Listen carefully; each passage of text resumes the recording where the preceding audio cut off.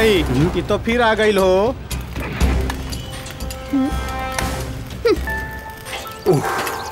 ये सर फ्री। अरे अपन गाड़ी लेवे आयल हुई है, वो दिन तो झगड़ा करके चल गिल रहे, गाड़ी दे दे।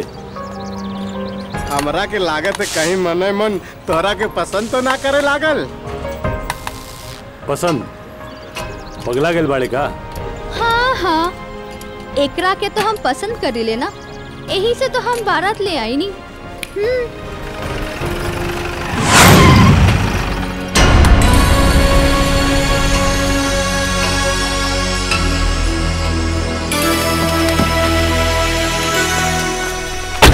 अरे बाप रे बाप। खा चतुरी, तू भी एको लड़की से डर जाले।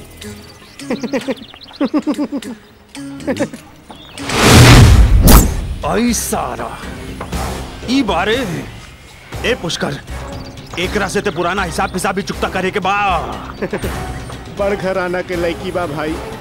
अच्छा अच्छा, एकर नाम का? अब नाम के का करबा, प्राची नाम बा, मंतर मरबा का।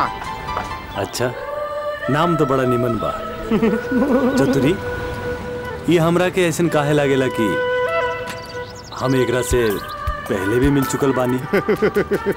ए भाई पिटोइबा का और तोर भ्यू पकड़ लेबा का। अब जा इधर से।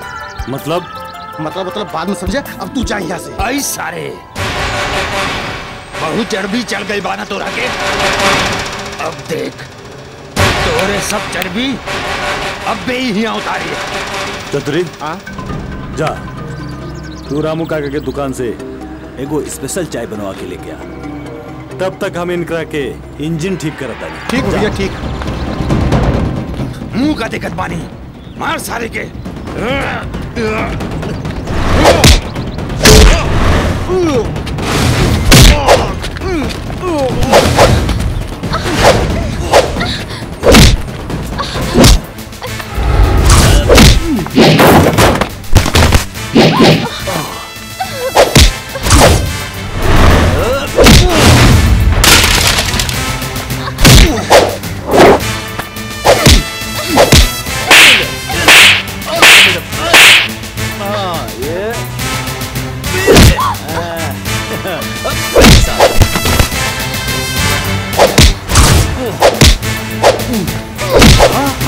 Thank you.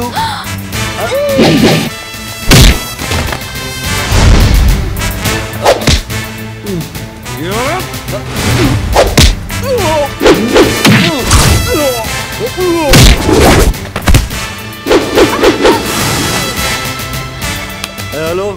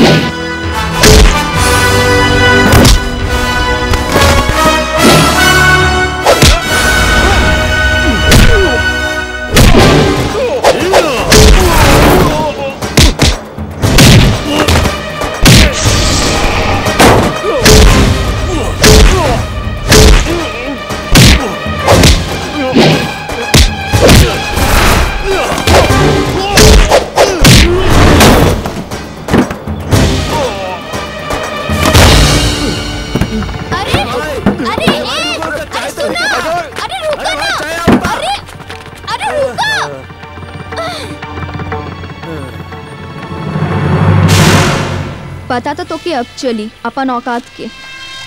हमार बारे में छोड़ो मैडम, आपन बारे में सोचा। हमार बारे में जनबू ना तब पैर से जमीन खिसक जाए। छोड़ब ना हम तोरा के। तब पकड़ लो।